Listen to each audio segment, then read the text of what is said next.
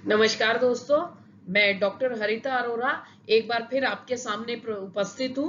बंधुत्व जाति और वर्ग यानी क्लास 12th के तीसरे चैप्टर के लास्ट वाले भाग को लेकर के यानी पार्ट 4 को लेकर के मैं आपके सामने उपस्थित हूँ। इस पार्ट 4 पर बात हम करेंगे मेनली महाभारत के बारे में, लेकिन चर्चा जो भी आज की हमारी रहेगी उसका हमारा लर्निंग आउटकम है 600 ईसा पूर्व से 600 ईस्वी के सामाजिक इतिहास के मुद्दों से शिक्षार्थियों को अवगत कराना। इस विषय पर मैं आगे बढ़ूं महाभारत पर, उससे पहले मैं आपसे एक बात कहना चाहूंगी कि जो महाभारत है उस पर पीछे के बोर्ड के एग्जाम्स में जो देखा गया है, अक्सर महाभारत पर एक ऐतिहासिक स्रोत के नाते प्रश्न किसी न किसी रूप में आते रहे हैं। तो आज जो हम चर्चा करने वाले हैं उसमें सबसे पहले तो हम बात करेंगे महाभारत एक ऐतिहासिक ग्रंथ के रूप में, यानी महाभारत हमारे लिए इतिहास का स्रोत कैसे है। उस इतिहास के स्रोत पर हम मुख्य रूप से बात करने वाले हैं उसके आर्थिक जीवन की झलकी कैसे देता है, राजनीतिक जीवन की झलकियां क्या दी हैं इसमें, सामाजिक जीवन की क्या झलकियां दी गई है, धार्मिक जीवन की जो झलकियां महाभारत के अंदर दी गई हैं, और सांस्कृतिक जीवन की झलकियों के बारे में। क्योंकि मॉरिस विंटरनेट्स का एक वक्तव्य है, उस वक्तव्य को भी मैं आगे आपके साथ मैंने शेयर किया है इन्हीं आज की चर्चा में, जिसमें उसने ये कहा है कि महाभारत अपने आप में इन सारे पहलुओं को जीवन के यानी सामाजिक, आर्थिक, राजनीतिक, धार्मिक, सांस्कृतिक सबको समेटे हुए। वो कैसे समेटे हुए है वो पूरा उत्तर मॉरिस विंटरनेट्स की स्टेटमेंट का आपको इसके अंदर मिलता है। इसके साथ ही साथ जो हम चर्चा करेंगे महाभारत के समालोचनात्मक संस्करण यानी क्रिटिकल एडिशन, जो कि वीएस सुथांकर ने तैयार किया था और जिसको तैयार करने में 47 इयर्स लगे थे। इस पर भी अक्सर बोर्ड में प्रश्न आता है। इतिहासकार और महाभारत के बारे में हम चर्चा करेंगे, इसकी भाषा और विषय वस्तु के बारे में, लेखक और तिथियां यानी ऑथर्स एंड डेट्स, और महाभारत एक गतिशील ग्रंथ यानी महाभारत एक dynamic text, ever evolving text कैसे था। उसके साथ ही साथ बीबी लाल जो हमारे एक आर्कियोलॉजिस्ट हुए हैं, उन्होंने सदृश्यता की खोज यानी सर्च फॉर कन्वर्जेंस, उसका मतलब हुआ कि उससे मिलती जुलती अन्य चीजों के द्वारा उसको रिलेट करके महाभारत के अंदर जो कुछ भी कहा गया है उसको वेरीफाई करने की कोशिश, यानी उससे मिलती जुलती चीजें जो ढूंढी हैं उसके बारे में हम बात करेंगे। तो सबसे पहले हम बात करते हैं, जैसे मैंने आपको बोला कि महाभारत जो है वो एक ऐसा ऐतिहासिक स्रोत है यानी ऐसा हिस्टोरिकल सोर्स है जो अपने आप में सामाजिक, सांस्कृतिक यानी कल्चरल, राजनीतिक यानी पॉलिटिकल, आर्थिक यानी इकोनॉमिकल, धार्मिक यानी रिलीजियस, ये सारे के सारे एस्पेक्ट्स को अपने आप में समेटे हुए हैं। इनके बारे में 600 ईसा पूर्व से 600 ईस्वी की जो जानकारी है उसके लिए हमारे लिए इतिहास का एक बेहद ही महत्वपूर्ण स्रोत है। अगर हम छोटे क्रिस्प फॉर्म में यानी एक कैप्सूल फॉर्म में देखें तो सामाजिक जीवन में चतुर्वर्णीय व्यवस्था यानी ब्राह्मण, क्षत्रिय, वैश्य और शूद्र का जो धर्मशास्त्र और धर्म सूत्रों ने कहा है, और उसके साथ ही साथ महाभारत हमें यह भी बताता है कि ये सबका हमेशा पालन नहीं होता था। उसके उदाहरण हमें भीम हिडिंबा के विवाह में मिलते हैं, हमें कर्ण की कहानी पे मिलती है कि कर्ण कुंती का पुत्र था, सूर्य से पैदा हुआ था, क्षत्रिय था, लेकिन सूत यानी जो रथों को उन दिनों चलाया करते थे, राजाओं के रथों को युद्ध में ले जाने के लिए, सूत जो है उसने उसे पाला तो उसे सूत पुत्र कहा गया। और जीवन भर कर्ण को जो है सूत पुत्र होने की उल्लंघना भी सहनी पड़ी, लेकिन उसने क्षत्रिय का धर्म निभाया। उसी तरह से परशुराम जो है वो एक ऋषि यानी ब्राह्मण होते हुए भी उन्होंने जो है प्रतिज्ञा की थी कि वो सारे क्षत्रिय कुल का नाश करेंगे। और इसके साथ ही साथ एकलव्य की कहानी मैंने अपने पिछले एपिसोड में आपके संग शेयर की थी कि एकलव्य जो है जंगल में रहने वाला निषाद था, और जो है उसको मना कर दिया था द्रोणाचार्य ने, सिर्फ इसलिए क्योंकि वो जंगल का निषाद था, क्षत्रिय नहीं था, इसलिए उसे जो है वो धनुर्विद्या नहीं सिखाएंगे। इसी के साथ साथ हम यहाँ पर बात करेंगे विवाह के प्रकार के बारे में, गुरु की क्या भूमिका थी, स्त्रियों की क्या स्थिति थी। सांस्कृतिक जीवन की अगर हम बात करें तो नाटकों में, मूर्तियों में, नृत्य कलाओं से, चित्रों के द्वारा ये पता चलता है कि जो उस समय का इतिहास, उस समय का कल्चर कैसा रहा था। और महाभारत जो एक गतिशील ग्रंथ है, उसके अंदर भी हम इस सांस्कृतिक पहलू को कवर करते हैं। उसी तरह हम बात करेंगे राजनीतिक जीवन की। जब हम बात करते हैं तो कुरु पंचाल जैसे राज्यों का विकास कैसे हुआ, नियम क्या थे।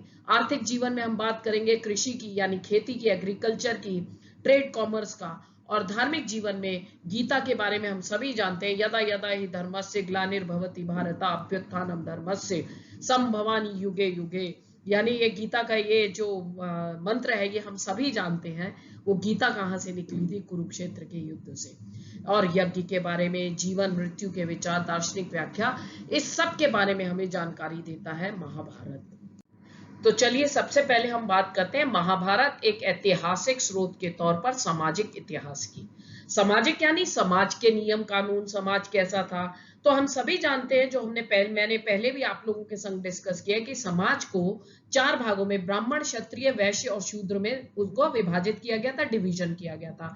इसको हम कहते हैं चतुर्वर्णीय व्यवस्था या वर्ण सिस्टम।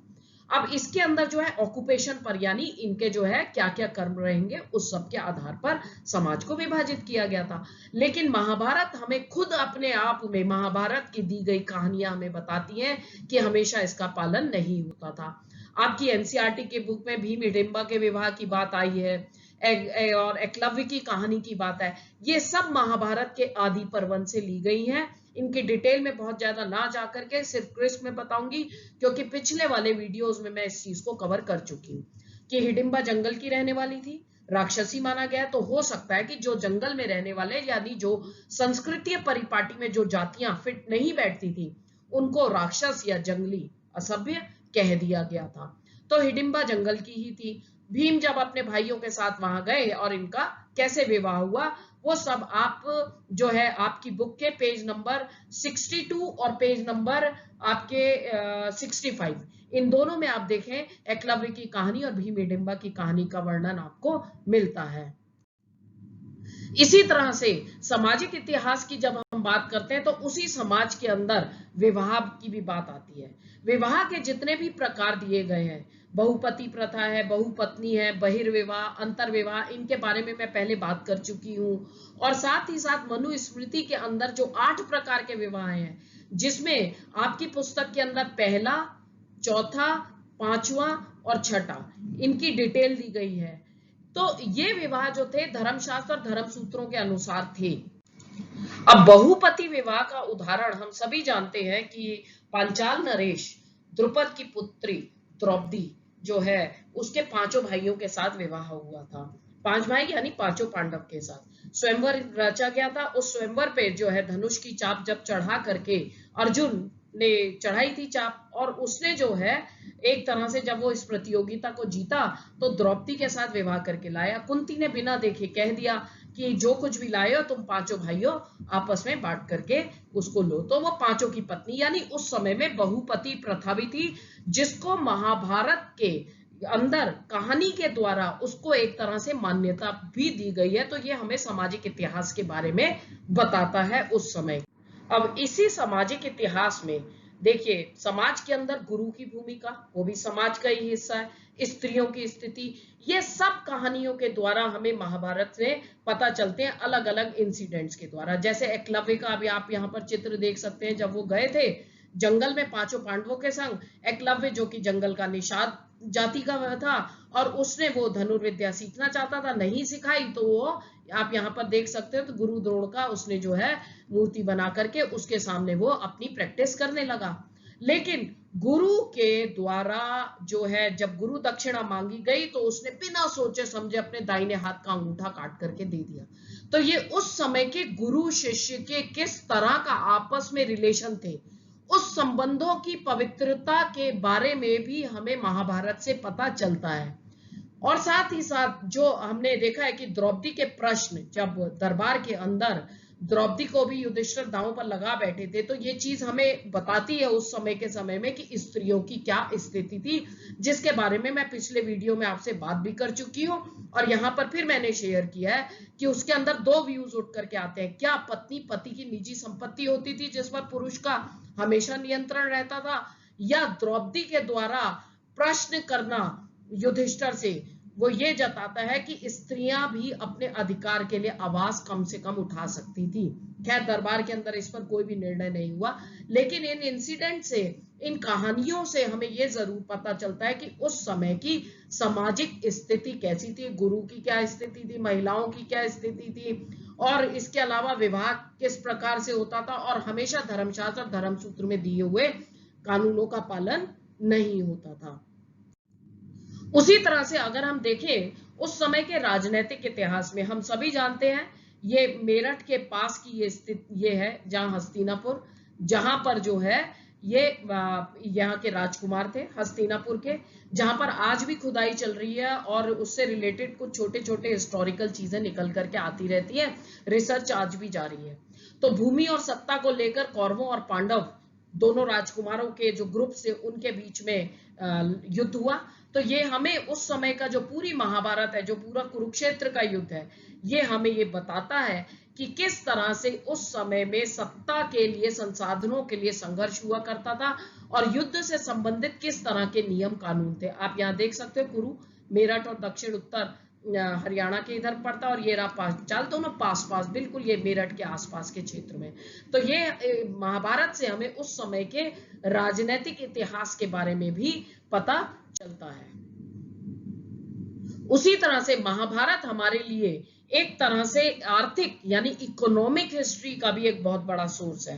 पता चलता है कि राजा के उन दिनों क्या कर्तव्य हुआ करते थे, धृतराष्ट्र जिस तरह के राजा हुए हैं, और जो है पांडव को बनाया गया था उनके छोटे होने के बावजूद भी, तो राज सिंहासन संबंधी क्या नियम कानून होते थे, राजा के अपनी प्रजा के प्रति किस तरह के कर्तव्य होते थे। राजा को धर्मशास्त्र और धर्म सूत्रों के अनुसार ये भी कहा जाता था कि समाज के अंदर चतुर्वर्णीय यानी चारों वर्ण व्यवस्था जो है, ब्राह्मण है, क्षत्रिय है, वैश्य है, शूद्र है, इस सब का पालन करवाया जाए। राजा के कर्तव्यों में उस समय व्यापार और वाणिज्य को यानी ट्रेड एंड कॉमर्स को एनकरेज करना, प्रोत्साहित करना भी उसका कर्तव्य होता था, और सामाजिक नियमों का पालन करवाना राजा का कर्तव्य होता था। तो महाभारत की कहानियों से डायरेक्टली या इनडायरेक्टली हमें उस समय की इकोनॉमिक हिस्ट्री के बारे में भी पता चलता है। एक और बड़ी चीज है कि उस समय की रिलीजियस हिस्ट्री, गीता अपने आप में एक ऐसा दर्शन शास्त्र है जिसके साथ कुरुक्षेत्र का युद्ध जुड़ा हुआ है, और गीता दर्शन अपने आप में भक्ति और जीवन दर्शन की बहुत गहराइयों तक लेकर के जाता है। तो ये इस समय के जो है हमें रिलीजियस हिस्ट्री के बारे में भी पता चलता है। इसके साथ ही साथ लगभग 200 ईसा पूर्व से 200 ईस्वी के बीच में इस महाभारत के अंदर एक और चरण आता है, एक स्टेप आता है। देखिए महाभारत एक बहुत लंबे समय में कहा गया, लिखा गया है, करीबन 1000 वर्षों तक इसकी रचना हुई है। यानी इसको आप एक मान सकते हो गंगा के जैसे, गंगा गंगोत्री से निकली और समुद्र तक जाते जाते जाने कितनी सारी उसके अंदर जुड़ते चली जाती हैं धाराएं भी साथ में। तो आप कह सकते हो कि ये उस तरह से महाभारत का रचनाकाल 1000 साल का करीब का रहा है। तो 200 ईसा पूर्व से 200 ईस्वी के बीच में हम देखते हैं जो श्री कृष्ण जिन्होंने गीता दर्शन दिया, उस श्री कृष्ण को जब विष्णु का एक कॉन्सेप्ट उभर करके आया 200 ईसा पूर्व से 200 ईस्वी के बीच में, तो उन्हें जो है विष्णु का एक अवतार बता दिया गया। इस तरह से इसके अंदर एक नेक्स्ट स्टेप जुड़ा हुआ हम देखते हैं रिलीजियस हिस्ट्री में, जिसके अंदर अवतारवाद यानी इनकारनेशन थ्योरी, यज्ञ है, आहुतियां हैं यानी सेक्रीफाइसेस, जीवन और मृत्यु की अवधारणा, ये सब हमें इसके धार्मिक इतिहास के बारे में जानकारी देता है। महाभारत जो है सांस्कृतिक यानी कल्चरल हिस्ट्री का भी एक बहुत बड़ा सोर्स रहा है। अब यहाँ पर बात सबसे पहले उठती है, व्हाट इज कल्चर? कल्चरल है क्या, सांस्कृतिक है क्या? देखिए संस्कृति हमारी, हमारा कल्चर, हमारे रीति रिवाज, हमारे नियम कानून सब दिखाई देते हैं, रिफ्लेक्ट होते हैं हमारे चित्रों में, हमारे मूर्तियों में, नाटकों में यानी ड्रामास में, डांस फॉर्म्स में, नृत्य कलाओं में। और हम देखते हैं कि महाभारत की जो कहानियां हैं वो आज भी जो है हमारी मूर्तियों की, चित्रों की, नाटकों, नृत्य कलाओं की जो विषय वस्तु है यानी उसका मेन थीम है वो रहा है। मुझे मौका मिला था केरला में कथकली देखने का, तो वहां पर महाभारत की एक कहानी को ही बड़े बहुत खूबसूरती से कथकली डांस फॉर्म के द्वारा उसको दिखाया गया था। तो क्या है ये? दिस इज कल्चर, ये है सांस्कृतिक इतिहास। इसी से अगर आप देखो आपकी किताबों के अंदर ये चित्र भी हैं, और इस तरह के अब नए पैटर्न में, बोर्ड के नए पैटर्न में इस तरह के पिक्चर बेस्ड प्रश्न भी आएंगे कि महाभारत का ये एक दृश्य पश्चिम बंगाल से लिया गया है, लगभग 17वीं सेंचुरी का है। इसमें आप देख सकते हैं कि ये धनुष बाण हाथ में लिया हुआ है और युद्ध का चित्रण है। उसी तरह से महाभारत के युद्ध का एक और दृश्य उत्तर प्रदेश के अहिछत्र में मिलता है, मंदिर की दीवार पर है, मिट्टी की मूर्ति उत्कीर्ण है, और ये लगभग 5th सेंचुरी ईस्वी का यानी कॉमन एरा का। ये आप देख सकते हो, ये चित्र है, पूरा युद्ध का दृश्य दिखाया जा रहा है, दोनों तरफ धनुष बाण ताने हुए। इसीलिए मॉरिस विंटरनिट्ज ने, जो कि हमारे भारतीय साहित्य के प्रसिद्ध इतिहासकार हैं, यानी he was a famous historian of Indian culture, उन्होंने किताब लिखी थी हिस्ट्री ऑफ इंडियन लिटरेचर। उसके अंदर उन्होंने लिखा है कि चूंकि महाभारत संपूर्ण साहित्य का प्रतिनिधित्व करता है, बहुत सारी और अनेक प्रकार की चीजें इसमें निहित है, वह भारतीयों की आत्मा की अगाध गहराई को एक अंतर्दृष्टि प्रदान करता है। यानी just because the Mahabharata represents more of an entire literature and contains so much and so many kinds of things, it gives us an insight into the most profound depths of the soul of the Indian folks. ये कई बार question भी आता है। तो अभी तक हमने जो डिस्कस किया, सामाजिक, आर्थिक, राजनीतिक, धार्मिक, सांस्कृतिक, वो सब चीजें महाभारत अपने आप में समेटे हैं, और इसके उत्तर में आपका वही आंसर जाएगा। तो चलिए अब हम बात करते हैं कि ये जो महाभारत है, इसके समालोचनात्मक संस्करण यानी क्रिटिकल एडिशन जो तैयार किया था विष्णु सीताराम सुथांकर ने, और ये जो है जिनको आपकी किताबों में लिखा गया VS सुथांकर, यानी विष्णु सीताराम सुथांकर, ये संस्कृत के बहुत अच्छे ज्ञाता थे, संस्कृत के विद्वान थे, और इन्होंने ये बीड़ा उठाया कि जो है जरा देखा तो जाए, क्योंकि महाभारत जो है वो अलग अलग लिपियों में, देश के अलग अलग भागों में, अगर हम देखें नेपाल से लेकर कन्याकुमारी तक महाभारत के करीबन 1259 पांडुलिपियां मिली अलग अलग भाषाओं में ऑलमोस्ट।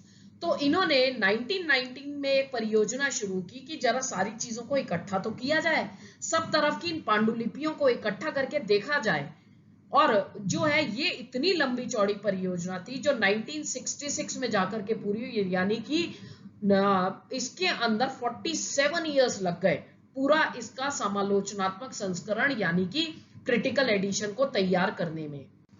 अब VS सुथांकर और इनकी टीम ने एक तरीका निकाला, सब तरफ की, यानी नेपाल से लेकर इधर तमिलनाडु, केरल, कश्मीर, सब जगह जितनी भी जो वैरायटीज मिली है, बीच के सारे एरियाज इसमें इंडिया के कवर हो जाते हैं, जो उन सबको इन्होंने क्या किया, सबसे पहले तो देखा कि इन सब पे सारी जो भी जहां जहां के भी हमें मिल रही है ये महाभारत लिखी हुई अलग अलग भाषाओं में, उन सब के अंदर कॉमन क्या है, उस कॉमन को इन्होंने लिया, और पहले कॉमन लिया, फिर जो अनकॉमन था उसको फुटनोट्स की तरह दिया। तो इन श्लोकों का चयन किया जो सभी में समान थे, और फिर करीबन 13,000 से ज्यादा पेजेस के 19 वॉल्यूम्स में, यानी 19 ग्रंथ खंडों में उसका प्रकाशन किया गया 19 वॉल्यूम्स में। और इसके अंदर जो रीजनल डिफरेंसेस थे, प्रभेद यानी डिफरेंस, क्षेत्रीय यानी रीजनल, इन्होंने क्या किया कि मेन पार्ट दिया, कैसे दिया और उसके फुटनोट कैसे दिए, ये देखिए। ये हो गया मेन पार्ट, यानी यहाँ पर जो है जो मोटे अक्षरों में प्रकाशित किया, ये था मुख्य पाठ का हिस्सा, मेन पार्ट, यानी जो सब जगह कॉमन मिला। और ये छोटे फुटनोट्स में, यहाँ पर जो छोटे मुद्रण में ये पूरा उन्होंने दिया है, ये अलग अलग पांडुलिपियों में, यानी जो क्षेत्रीय प्रभेद यानी रीजनल डिफरेंसेस जो पाए, उन सबको यहाँ पर उन्होंने नीचे फुटनोट्स की तरह उसको यहाँ पर उन्होंने दिया। तो ये सारे जो हैं, हम कह सकते हैं कि ये जो डिफरेंसेस थे, जो यहाँ में ये क्षेत्रीय प्रभेद भी देखने को मिलते हैं, क्योंकि महाभारत का रचना काल इतना लंबा पीरियड रहा है, करीबन 1000 ईयर्स, 1000 साल, और उसके साथ ही साथ लोकल एरियाज में भी इसका लिखना चलता रहा। तो जब लोकल एरियाज में भी चला, तो कुछ लोकल जो क्षेत्रीय वहां की अपनी कल्चर होता है वो भी उसके अंदर समाहित हो गया। इसीलिए यहां पर आपकी बुक में एक स्टेटमेंट भी आता है, यह प्रभेद, प्रभेद यानी ये डिफरेंसेस, प्रभावशाली परंपरा यानी जो सब जगह कॉमन देखने को मिलती है, और स्थानीय विचार और आचरण यानी जो लोकल रीजनल आइडियाज थे, कस्टम्स थे, उनके आपस में एक कहां कभी कभी संघर्ष यानी द्वंद्व और कभी कभी एक दूसरे के साथ मिलते हुए मिक्स होते हुए दिखाई देते हैं, यानी कॉन्फ्लिक्ट और कॉन्सेंसस दोनों को हम यहां पर फील कर सकते हैं।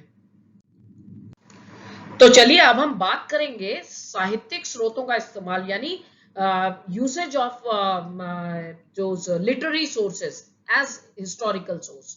तो यहाँ पर इतिहासकार और महाभारत, यहाँ बात तो हम महाभारत के बारे में विशेष रूप से करेंगे, लेकिन एक बात हमें याद रखनी चाहिए कि कोई भी लिटरेरी सोर्स, किसी भी तरह का जो ग्रंथ होता है, उसको हिस्टोरिकल सोर्स के तौर पर यूज करने से पहले बहुत सारी चीजें हैं जिनको हिस्टोरियंस ध्यान में रखते हैं। वो क्या है?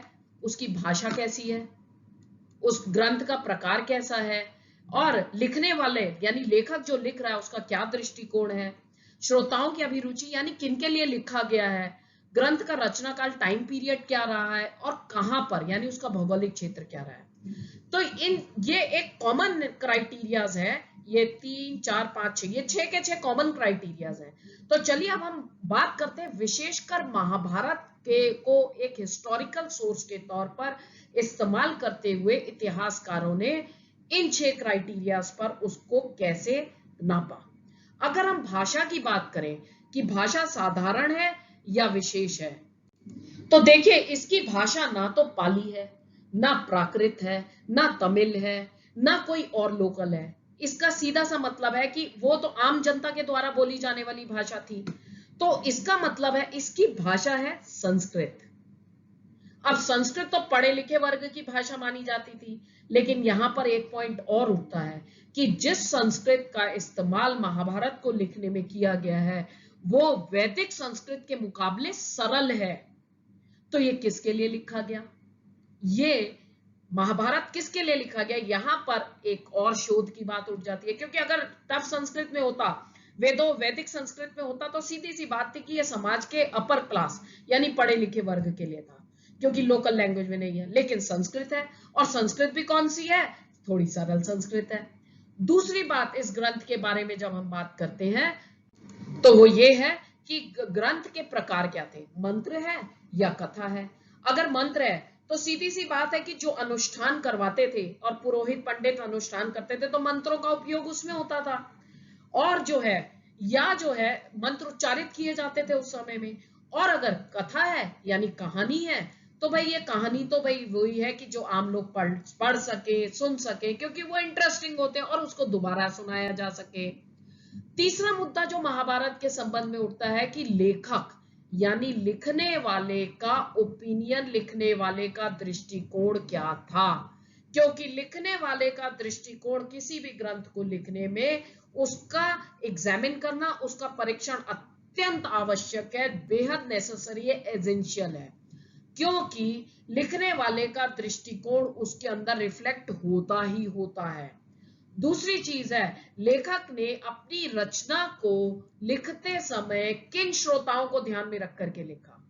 आप आजकल भी देख सकते हैं, अगर इसको आजकल के साथ कंपेयर करें तो कुछ किताबें आती हैं जो लिटरेरी टेस्ट की होती हैं, कुछ किताबें होती हैं जो ऐतिहासिक दृष्टिकोण को दिखाती हैं, कुछ किताबें होती हैं जो सस्ती लोकप्रियता यानी सस्ता साहित्य होता है जिसे आम जनता पढ़ते हैं। तो उससे हमें पता लग जाता है देख करके कि ये किस तरह के श्रोताओं को ध्यान में रख करके यानी किस तरह के पाठकों को ध्यान में रख करके लिखा गया है। तो ये जो है, जब महाभारत का परीक्षण करते हैं या किसी भी ग्रंथ का परीक्षण करते हैं तो ये जरूर देखा जाता है कि किस तरह के पाठक वर्ग के लिए ये लिखा गया होगा। उसके साथ ही साथ इसका टाइम पीरियड यानी व्हेन इट वाज रिटन, इसका रचना काल क्या है। रचना काल, क्योंकि उस एक काल विशेष के अंदर जिस तरह का सिस्टम चलता आ रहा था वो सिस्टम उसके अंदर रिफ्लेक्ट होता है, और वो उस पर्टिकुलर टाइम पीरियड के लिए हमारे लिए एक बहुत बड़ा ऐतिहासिक स्रोत भी होता है। उसके साथ ही साथ ग्रंथ का रचना स्थल क्या रहा, यानी ये कहां लिखा गया, कौन से एरिया में लिखा गया। तो जिस भौगोलिक क्षेत्र में लिखा गया, हर क्षेत्र की अपनी अपनी जरूरतें भी होती हैं। तो टाइम पीरियड और where it is written, they both are very important. और जब महाभारत जैसे विशाल यानी इतने जो 1000 साल में लिखा गया और जटिल यानी कॉम्प्लेक्स ग्रंथ के बारे में जब इन चीजों के आधार पर, इन छयों के आधार पर अनुमान लगाया जाता है, तो आप समझ सकते हैं कि कितना टफ होगा उसको अंदाजा लगाना। क्योंकि महाभारत जो है, अगर हम उसकी भाषा और विषय वस्तु के आधार पर हम इसको देखते हैं, तो इसकी भाषा जो है वो वैदिक भाषा से या प्रशस्तियों में, जैसे आपने समुद्र की प्रशस्ति देखी, वो भी संस्कृत में लिखी है, तो प्रशस्तियों के अंदर जो संस्कृत यानी इंस्क्रिप्शंस में भी जो संस्कृत यूज की गई है, उन सबसे ये संस्कृत सरल है। तो यहाँ पर एक इतिहासकारों के लिए चैलेंज खड़ा हो जाता है, भाई ये किस तरह के श्रोता वर्ग के लिए लिखी गई है। और जो है महाभारत के संस्करण हमें दूसरी भाषाओं के अंदर भी मिले हैं। तो इसका हम ये मतलब ये निकाल सकते हैं कि इस ग्रंथ को यानी महाभारत को व्यापक स्तर पर यानी ब्रॉड, इसका पर्सपेक्टिव बहुत ब्रॉड रहा है, बहुत ब्रॉड स्तर पर इसको जो है वो समझा जाता होगा। अब अगर ये तो बात हुई महाभारत की भाषा की, अब अगर हम बात करें विषय वस्तु यानी जो कंटेंट था उसके अंदर, महाभारत के कंटेंट को भी हम देखते हैं कि ये दो तरह के कंटेंट हमें देखने को इसके अंदर मिलते हैं। एक है आख्यानात्मक यानी नरेटिव, नरेटिव यानी जिसके अंदर कहानियां दी गई है, कथा दी गई है, जो आम जनता सुन सके, जिसको सुनाया जा सके। दूसरी है उपदेशात्मक डाइडेक्टिक, यानी कि जिसके अंदर कहीं ना कहीं कुछ मॉरल वैल्यू उसके अंदर दी गई है।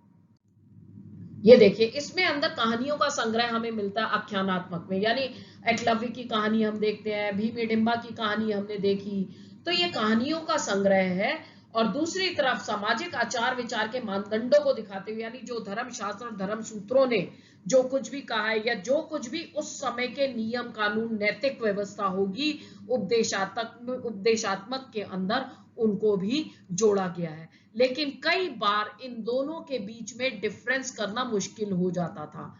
क्यों? क्योंकि आख्यानात्मक होने के साथ साथ यानी उसके अंदर कहानी तो है, लेकिन उस कहानी के साथ ही साथ कोई एक मॉरल मैसेज भी साथ में जा रहा है। तो हालांकि इसकी विषय वस्तु को दो भागों में बांटा तो गया है, लेकिन हमेशा इन दोनों के बीच में डिफरेंस करना हमेशा आसान नहीं था। फिर भी ज्यादातर इतिहासकारों का यह मानना है कि महाभारत जो है वो एक ड्रामेटिक कॉन्सेप्ट, यानी उसकी जो सेंट्रल थीम रही है कौरवों और पांडवों के बीच युद्ध की, कुरुक्षेत्र की, उस ड्रामेटिक थीम के आसपास जो उपदेशात्मक अंश है, उपदेशात्मक अंश यानी डायडेक्टिक अंश जो उसके अंदर जोड़ा गया है, जो मॉरल वैल्यू उसको जोड़ा गया, वो बाद में जोड़ा गया होगा। तो अब अगली बात हम उठाते हैं, वो है महाभारत के लेखक कौन थे, किसने लिखा है महाभारत। ये कई बार बोर्ड में प्रश्न भी आता है। और इसकी डेट क्या रही होगी, किस समय में लिखा गया, यानी इसका रचना काल, टाइम पीरियड क्या रहा होगा। इस पर भी आप देखिए ये ग्रंथ किसने लिखा। जनरली जब भी हम बात करते हैं सीधे बोलते हैं भाई महाभारत तो ऋषि वेदव्यास ने लिखी है, सीधे सीधे ये बात उठती है। तो यहां पर भी आप देखिए, हो सकता है कि महाभारत के मूल कथा यानी बेसिक जो कहानी है, कथा जो महाभारत की है, उसको हो सकता है कि भाट सारथियों यानी सूत ने लिखी होगी। अब यहां बात उठती है कि भाट सारथी या सूत कौन थे। ये भाट सारथी वो थे जिसको, जो राजाओं के साथ युद्ध के मैदान में जाया करते थे, देखा करते थे, अपनी आंखों देखा और उसको लिखा करते थे।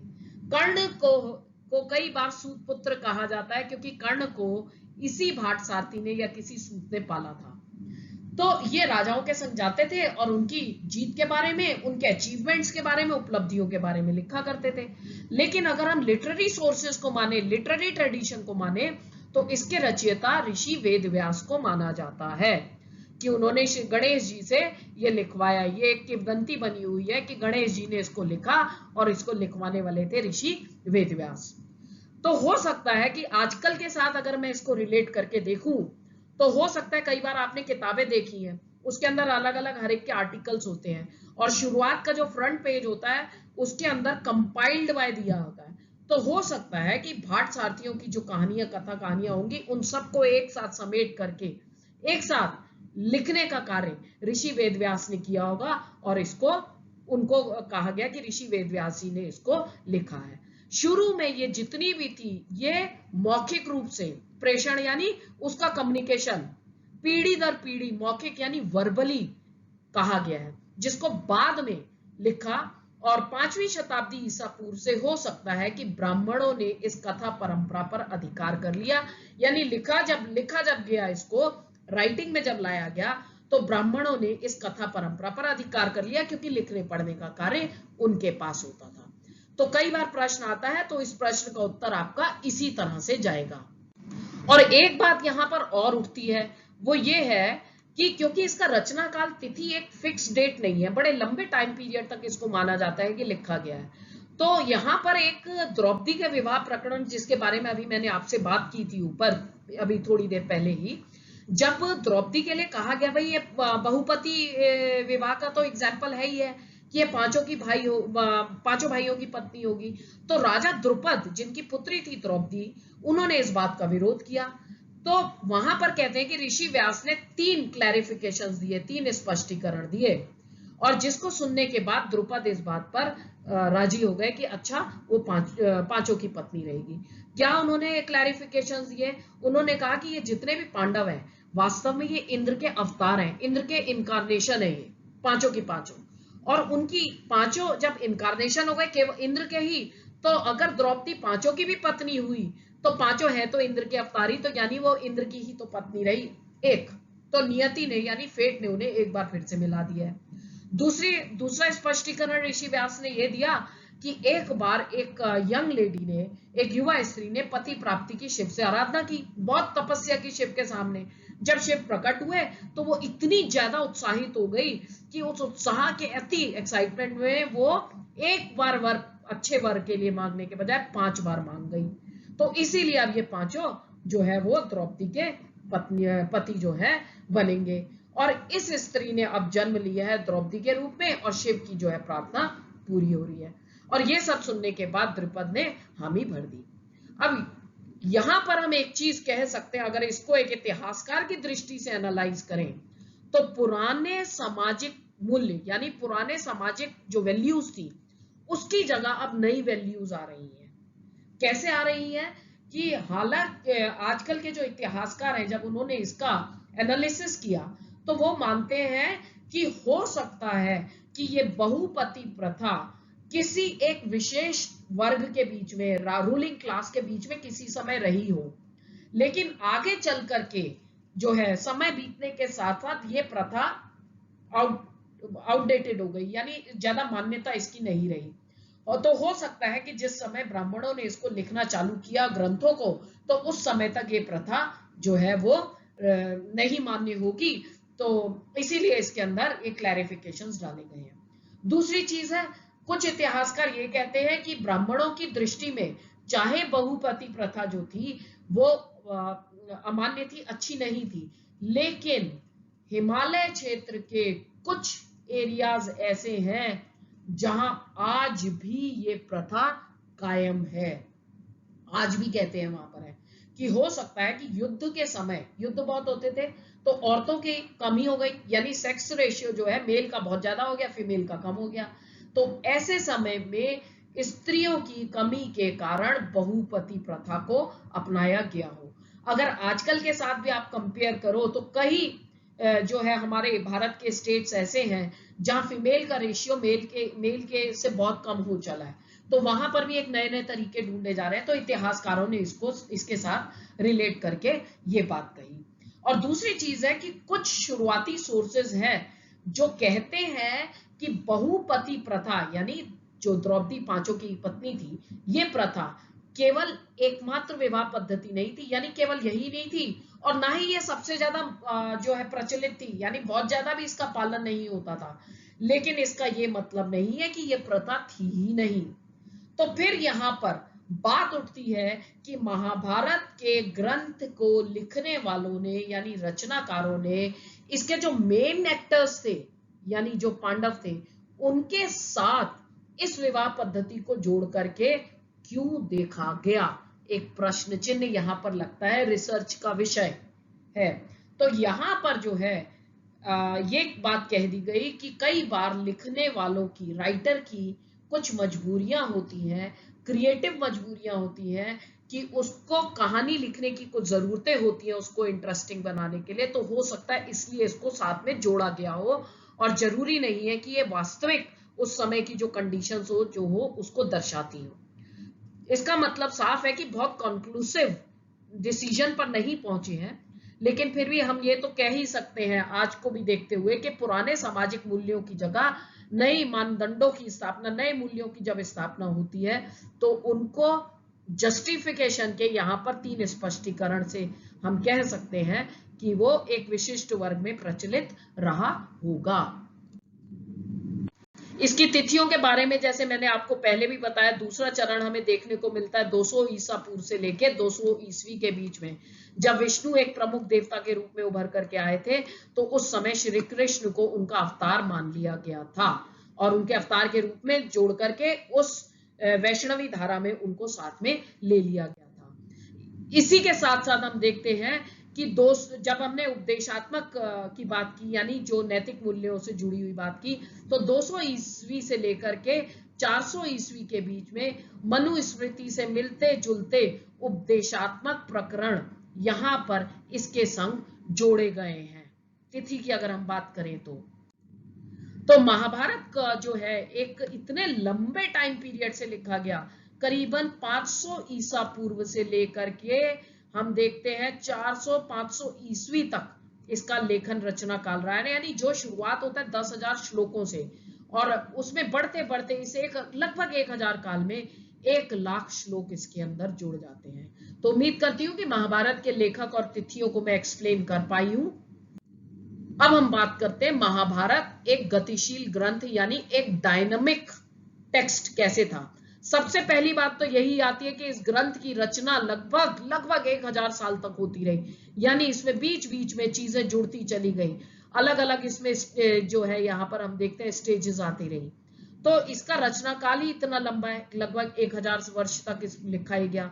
फिर इसके जो है पाठ संस्कृत के अलावा मलयालम में, तमिल में, उसके अलावा अन्य भाषाओं में, अगर उत्तर भारत की हम बात करें तो कश्मीर और नेपाल से लेकर दक्षिण में केरल और तमिलनाडु तक भी हमें देखने को मिलते हैं। इस सब से हमें यह पता चलता है कि संवाद जो इसके लेखकों के बीच में यानी लिखने वालों के बीच में, क्योंकि लेखक एक तो हो नहीं सकता अगर इतना लंबा पीरियड रहा है तो इसके लेखकों और रीजनल एरियाज के लोगों और अलग अलग कम्युनिटीज के लोगों के बीच में एक संवाद जो रहा वो इसके बीच में जुड़ता रहा, जो इसकी गतिशीलता को दर्शाता है। और इसकी गतिशीलता में जब क्षेत्र विशेष की बात करें तो क्षेत्र विशेष की कहानियां भी इसके अंदर जुड़ती गई, और साथ ही साथ जो इसकी मेन कथा थी, मेन थीम था, मेन थीम के आसपास कई तरह की री एक्सप्लेनेशंस, अन्य एक्सप्लेनेशंस भी साथ साथ इसके अंदर जुड़ते गए। और डायनामिज्म की अगर गतिशीलता की हम बात करें तो गतिशीलता हमें जो है मूर्तियों, चित्रों, नाटकों, नृत्य कलाओं, इन सभी में हमें देखने को मिलती है। ये इन दोनों के बारे में मैं पहले एक्सप्लेन कर ही चुकी हूँ, बता ही चुकी हूँ, जो उत्तर प्रदेश के अहिछत्र में मिला है। तो ये जो है महाभारत की गतिशीलता हमें मूर्तियों में, चित्रों, नाटकों और नृत्य कलाओं में भी परिलक्षित यानी दिखाई देती है, रिफ्लेक्ट होती है।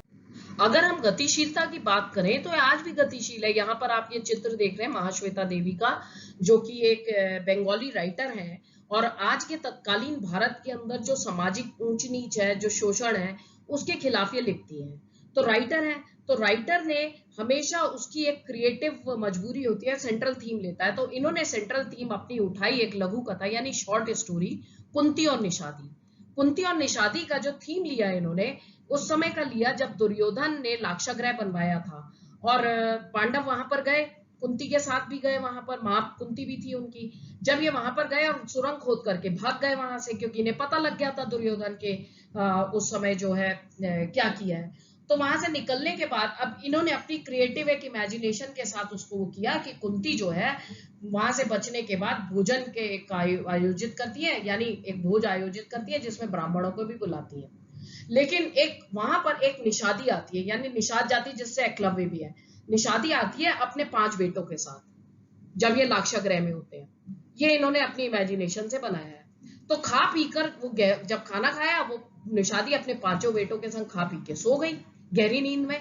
जब आग लगी तो पांडव और कुंती तो उससे निकल करके भाग गए, लेकिन निषादी और उसके पुत्रों के जले हुए शव वहां पर मिले, जिसको देख करके लोगों ने सोचा कि पांडव मर गए, साथ में कुंती की भी डेथ हो गई। तो अब जो है इनकी कहानी कुंती और निषादी वहां से चालू होती है कि इन्होंने देखा जब सब कुछ खत्म हो गया, युद्ध के बाद, महाभारत के युद्ध के बाद कुंती रहने लगती है। अब कुंती के पास, अब वो अपने पास्ट के बारे में सोच रही है कुंती, और जब से सोच रही है, और वो कुंती जो है, ये इनकी इमेजिनेशन में आ रहा है कि कुंती जो है वो सोच रही है धरती से, यानी जो कि नेचर का प्रतीक है, बातें करते हुए अपनी गलतियों के बारे में पश्चाताप हो रहा है, बात कर रही है। और साथ ही साथ कुंती देखती है कि रोज वो निषादों को देखती है। निषाद जाति जंगल की रहने वाली है, जंगल में जाते हैं, लकड़ी बीनते हैं, शहद इकट्ठा करते हैं, कंदमूल इकट्ठा करते हैं, और ये रोज बात करती थी धरती से। तो एक निषादी आकर के कुंती की बातें रोज पृथ्वी से करते हुए सुना करती थी। एक दिन कुछ ऐसा हो रहा था जंगल में, डरावना सा, कि जंगली जानवर भाग रहे हैं। कुंती ने देखा कि जब सब डर के भाग रहे हैं, ऐसे में एक निषादी है जो चुपचाप बैठकर उसे देख रही है। तो उन्हें याद आया। क्या याद आया? कुंती सकबका गई उसको देखते हुए। तो उसने पूछा, भाई क्या हुआ? तो कहती है, लाक्षागृह याद है? कुंती को एकदम से, क्या क्या मतलब? बोली, याद है वो वृद्धा ओल्ड निषादी और उसके 5 बेटे, उसको शराब पिलाई गई थी और वो सब सो रहे थे मजे से, और आप लोग बच करके भाग गए। तो कुंती ने बोला, क्या तुम वही निषादी हो? उसने कहा, नहीं, वो मरी हुई निषादी मेरी सास थी। और उस अतीत के बारे में सोचते हुए क्या उन 6 निर्दोष लोगों के बारे में याद नहीं आई कि जिन्होंने अपनी प्राणों से हाथ धोना पड़ा, अपने को और अपने पुत्रों को तो बचा लिया, और जो है, और कहते हैं, वो अपनी कहानी में कह रही है, अब आग की लपटें उन दोनों के करीब आने लगी है, यानी निषादी और कुंती के पास भी, और कुंती जहां खड़ी थी वहीं खड़ी रह गई। ये उन्होंने स्टोरी लिखी क्योंकि वह सामाजिक शोषण के खिलाफ लिखने वाली एक राइटर है, तो उन्होंने इस कथानक का आधार लेकर के अपनी इस कहानी को उन्होंने, महाश्वेता देवी ने बिल्टअप किया।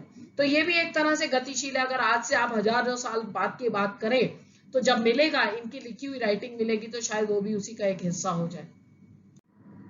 तो चलिए अब हम बात करते हैं सदृश्यता की खोज, यानी सर्च फॉर कन्वर्जेंस। इसका क्या मीनिंग है? इसका मतलब है कि महाभारत के अंदर जो कुछ भी कहा गया, उसकी आज के संग रिलेट करके उसके प्रूफ ढूंढने की जो कोशिश की गई है, वो थे पुरातत्ववेत्ता यानी आर्कियोलॉजिस्ट बीबी लाल ने। ये उनका चित्र है।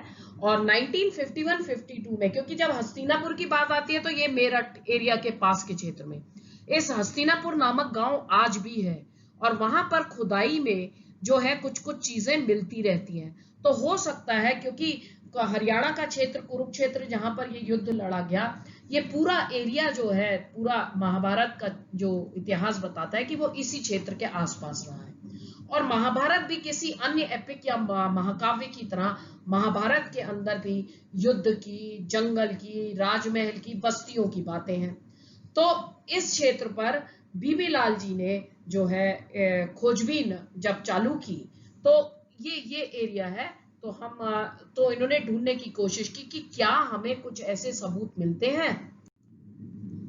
तो जब हम सबूतों की बात करें, तो यहां पर जो है आबादी के 5 स्तर मिले हैं। ये देखिए, ए, बी, सी, डी और ई।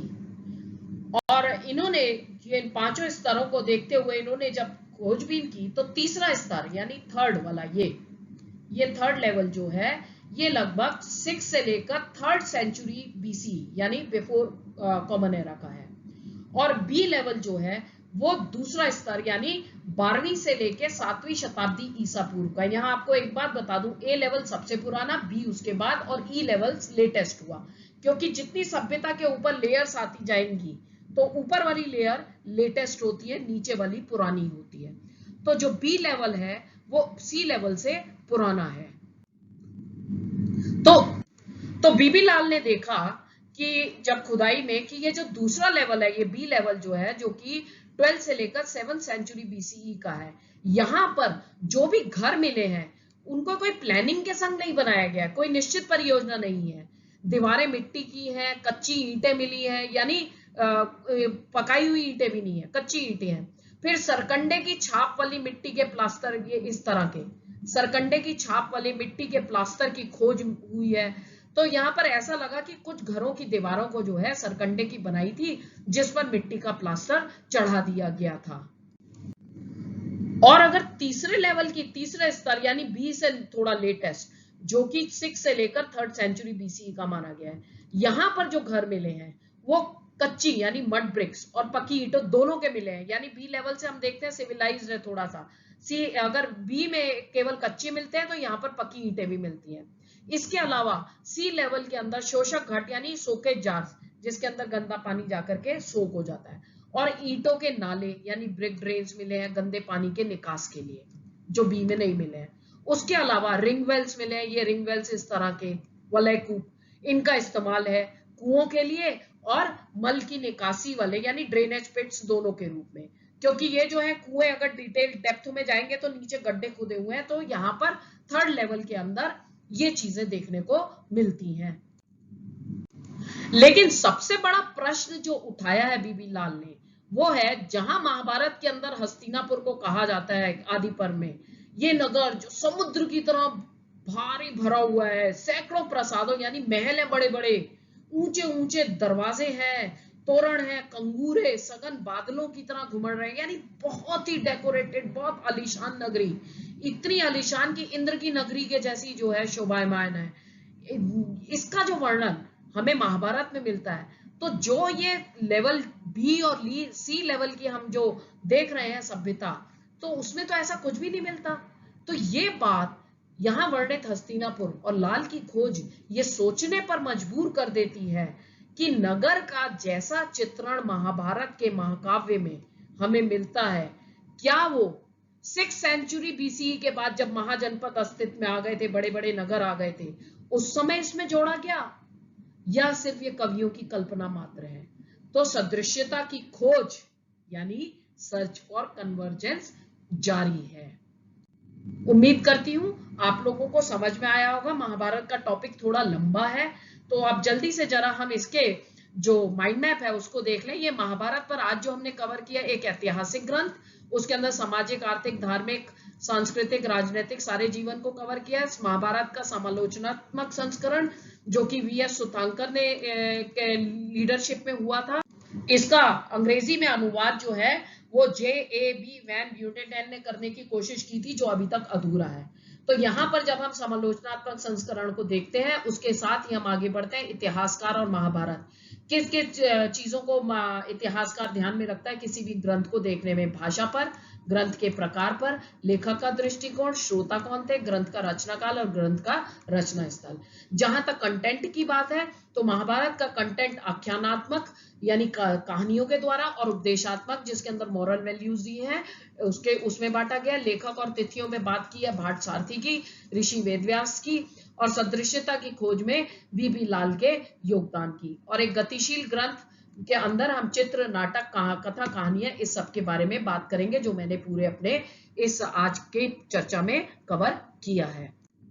तो अगर हम बोर्ड में पूछे गए प्रश्नों की बात करें, बोर्ड में अक्सर महाभारत से प्रश्न आते ही हैं, और 2014 में आया था महाभारत की मूल कथा की रचना किसने की, हमने कवर किया है इस एपिसोड के अंदर। Who compose the original story of Mahabharat.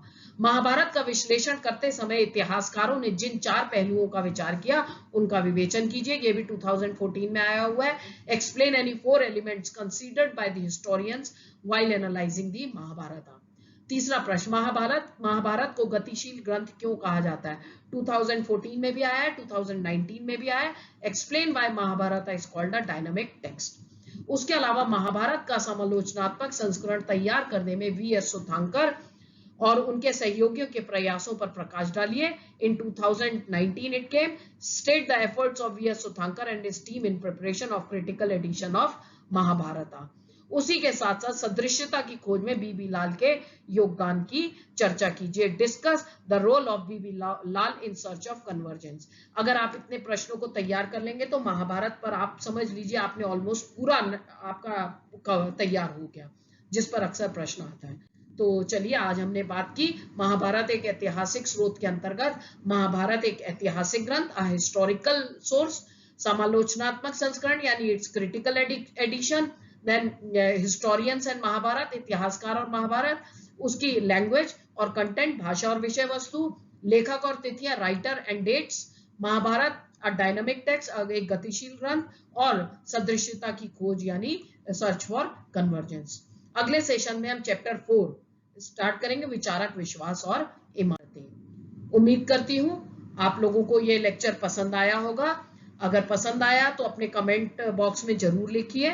Thank you very much. और अगर आपके कुछ प्रश्न भी होंगे तो आप कमेंट बॉक्स में लिख सकते हैं। I will try to answer them. Thank you.